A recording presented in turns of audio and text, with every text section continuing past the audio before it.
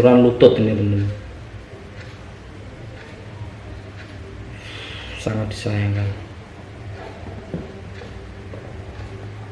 Langsung nggak sadar. Halo, saya Nisa Sagara Putra. Sekarang bermain di Tira Persikabo. Buat teman-teman jangan lupa buat like, komen, dan subscribe channel YouTube-nya Towes Ibrahim. Assalamualaikum warahmatullahi wabarakatuh. Welcome back to my channel Towes Ibrahim. Oke teman-teman, hari ini saya ingin mengomentari video yang terjadi di Liga 3 atau di sepak bola Indonesia ya, terutama Liga 3 teman-teman. Jadi setelah kasus meninggalnya salah satu pemain atau penjaga gawang Liga 3 kemarin, saya ingin sedikit berkomentar dan memberi pesan tentang segala sesuatu yang terjadi di Liga 3 Indonesia. Oke teman-teman, untuk pertama-tama saya ingin mengucapkan turut berbela-sungkawa atas meninggalnya salah satu penjaga gawang Liga 3 Tornado FC Pekanbaru Riau yang bernama Taufik Amsyah. Oke teman-teman, sangat disayangkan ya teman-teman, hal semacam ini kembali terjadi di sepak bola Indonesia. Yang jelas ada yang salah. Kalau kita pikir, kita flashback banyaknya kasus yang terjadi di sepak bola Indonesia, terutama Liga 3, berarti ada yang salah dengan sepak bola kita. Tentunya ini bisa jadi bahan renungan sekaligus introspeksi diri. Apa sebenarnya yang terjadi di sepak bola Indonesia? Apa sebenarnya yang perlu diperbaiki di sepak bola Indonesia? Oke teman-teman, sebelum kita mulai atau mengomentarinya, kita coba lihat ya video kejadian sebelum meninggalnya almarhum Taufik Amsyah. Oke, kita lihat dulu.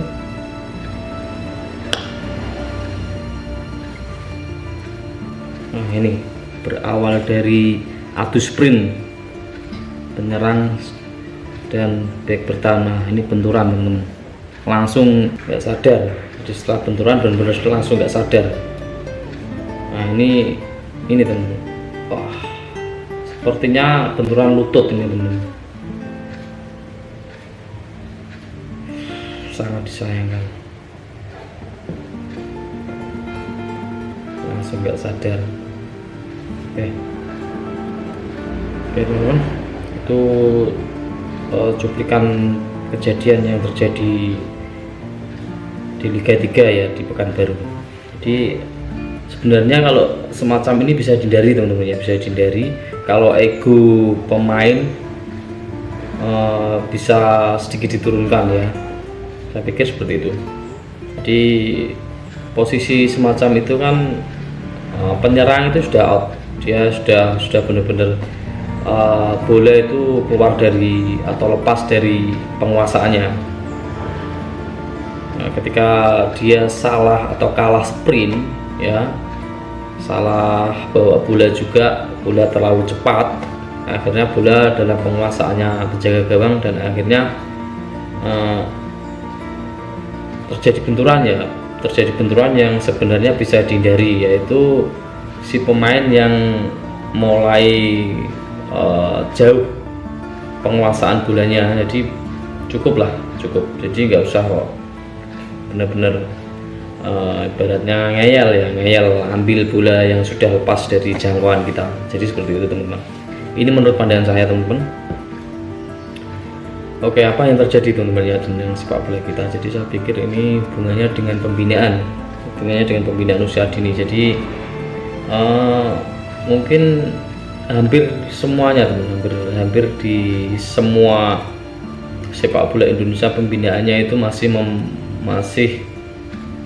mementingkan hasil. Jadi semuanya hasil, uji coba harus menang, kamu harus jadi pemain sepak bola, kamu harus setiap pertandingan harus juara. Jadi itu sebenarnya bukan tujuan awal untuk pembinaan. Jadi bukan tujuan untuk pembinaan usia dini, bukan tujuannya teman-teman, terutama di SSB ataupun di akademi. Jadi menang kalah adalah hal yang biasa. Saya pikir hal semacam itu perlu pelaku-pelaku sepak bola di dalamnya, terutama di pembinaan perlu adanya edukasi dan sadar diri bahwa sepak bola anak-anak adalah sepak bola kesenangan, bukan tentang hasil.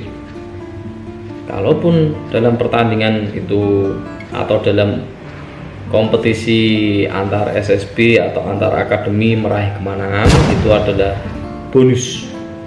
Itu yang perlu kita tanamkan kepada anak-anak, itu adalah bonus, bukan kok karena tuntutan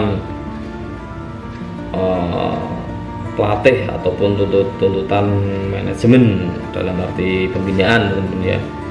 Cuma yang saya garis besari di sini adalah tuntutan wali, tuntutan orang tua siswa tersebut. Jadi malah kadang-kadang itu orang tua siswa tersebut yang harus menang, mereka lupa mereka itu menyekolahkan anaknya untuk belajar sepak bola yang benar, ya kan? Sekolah sepak bola untuk belajar. Jadi bukan untuk hasil pertandingan harus menang dan lain sebagainya, bukan seperti itu. Jadi itu teman-teman yang perlu kita garis besari. Dan ini jadi tanggung jawab kita semua sebagai pelaku sepak bola pembinaan usia dini terutama. Jadi nanti sampai ke jenjang mereka benar-benar memilih untuk menjadi pesepak bola profesional, akhirnya benar-benar bisa menikmati, bisa saling respect antar pemain. Jadi seperti itu, oke? Ya kan? Mau kemana kalau anak-anak itu tujuannya mau kemana? Ya, biarkanlah mereka itu menikmati sepak bolanya dengan sedikit tuntutan di sepak bola. Ya. Jadi memang kadang-kadang itu jadi dilema teman. Jadi dilema pelatih sepak bola atau akademi. Karena apa? Karena tuntutan.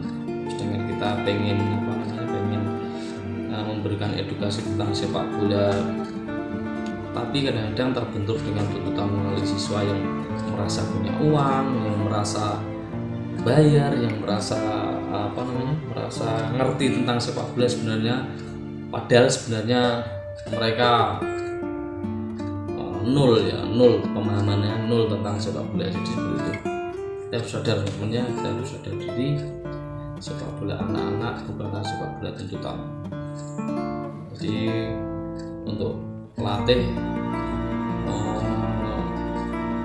dilema juga mereka menghadapi wali, dilema. Makanya kadang-kadang pelatih itu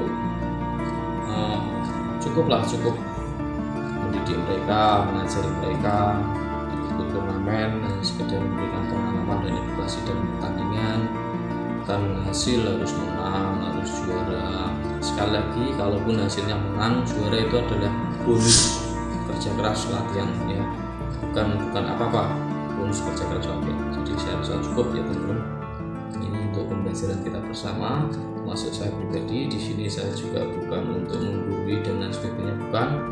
Ini termasuk bahan introspeksi kita sebagai pelaku sepak bola, terutama pembinaan usia dini. Tanggung jawab kita teman-teman ya. Tanggung jawab kita termasuk tanggung jawab saya pribadi. Oke teman-teman.